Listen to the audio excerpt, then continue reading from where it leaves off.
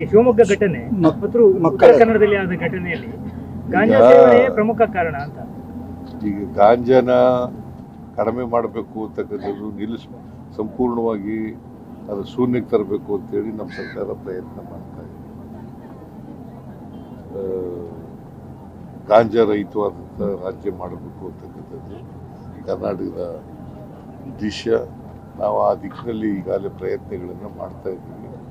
ಆ ಪ್ರಯತ್ನಗಳು ಇನ್ನೂ ಸಂಪೂರ್ಣವಾಗಿ ಸಫಲ ಆಗಿಲ್ಲ, ಮಾಡ್ತಾ ಇದ್ದೀವಿ. ಸರ್, ಅಜೀಂ ಪ್ರೇಮ್ಜಿ ಅವರ ಯೂನಿವರ್ಸಿಟಿ ಮೇಲೆ ಎಬಿಪಿ ವಿದ್ಯಾರ್ಥಿಗಳು ಶಿವಮೊಗ್ಗ ಘಟನೆ ಮತ್ತು ಉತ್ತರ ಕನ್ನಡದಲ್ಲಿ ಆದ ಘಟನೆಯಲ್ಲಿ ಗಾಂಜಾ ಸೇವನೆ ಪ್ರಮುಖ ಕಾರಣ ಅಂತ.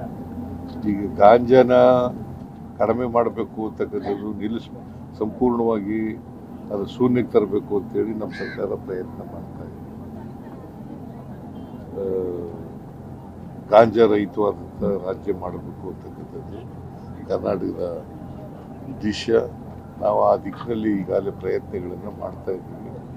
ಆ ಪ್ರಯತ್ನಗಳು ಇನ್ನೂ ಸಂಪೂರ್ಣವಾಗಿ ಸಫಲ ಆಗಿಲ್ಲ, ಮಾಡ್ತಾ ಇದ್ದೀವಿ. ಸರ್, ಅಜೀಂ ಪ್ರೇಮ್ಜಿ ಅವರ ಯೂನಿವರ್ಸಿಟಿ ಮೇಲೆ ಎಬಿಪಿ ವಿದ್ಯಾರ್ಥಿಗಳು